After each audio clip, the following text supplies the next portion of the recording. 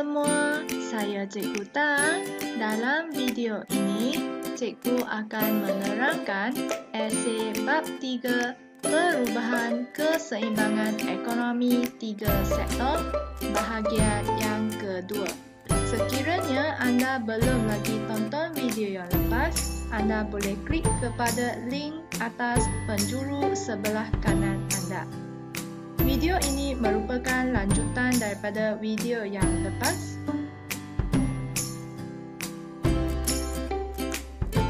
Sama-sama kita lihat huraian pertambahan cukai terhadap keseimbangan pendapatan negara. Langkah yang pertama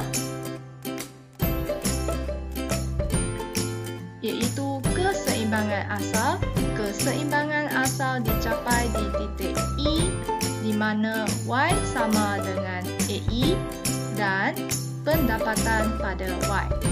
Langkah yang kedua iaitu situasi dan peralihan, iaitu situasinya iaitu pertambahan cukai T meningkat.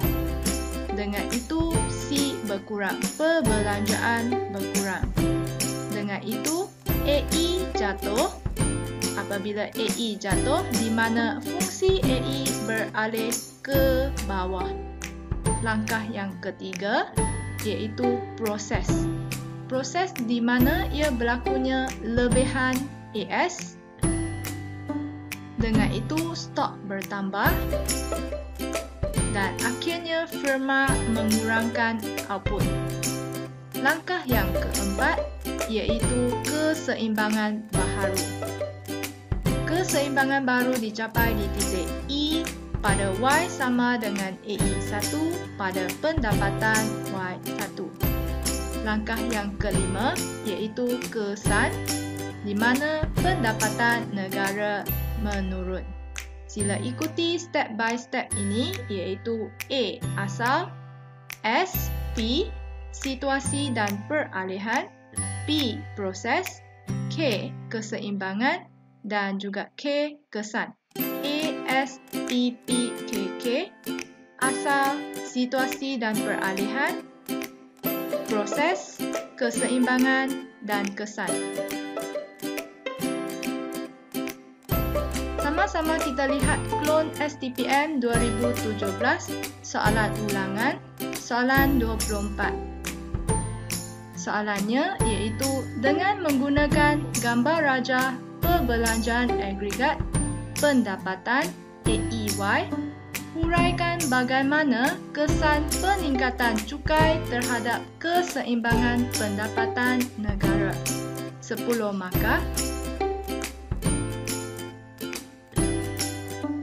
Langkah yang pertama, sebelum kita mula apa-apa, yang pertama kita labelkan paksi X sebagai Y, iaitu Y adalah pendapatan negara.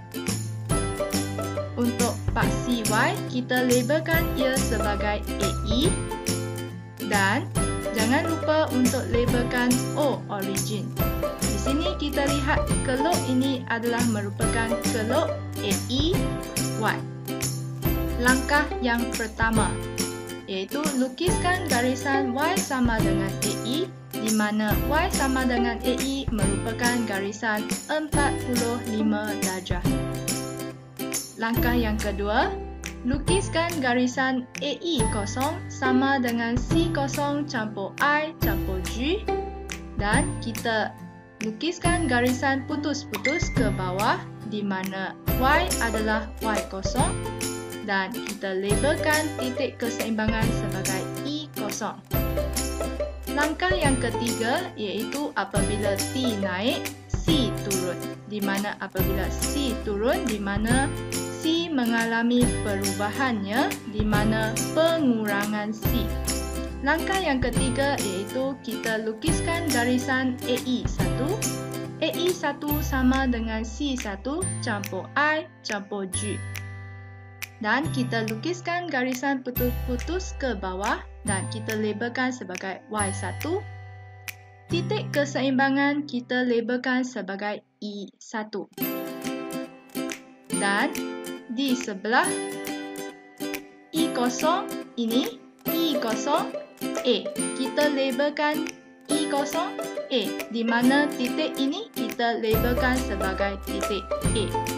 Dan kita mendapati bahawa apabila berlakunya T meningkat, C turun, AE beralih ke bawah, kesannya iaitu berlakunya perubahan bagi Y, iaitu berlakunya pengurangan pendapatan negara, di mana Y0 berkurang menjadi Y1.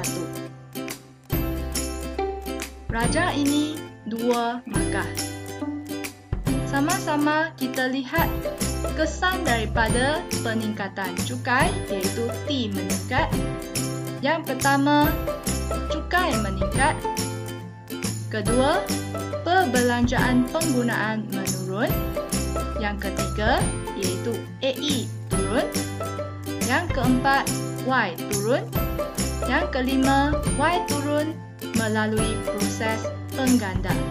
Dengan itu, kita boleh ringkaskan bahawa T naik, C turun, AE turun, Y turun. Y turun ini melalui proses pengganda. Jom kita lihat huraiannya, iaitu yang pertama, keseimbangan asal.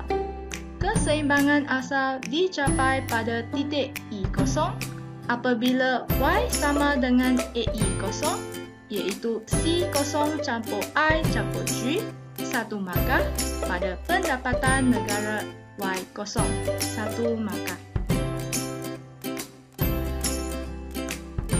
Langkah yang kedua, iaitu situasi dan peralihan.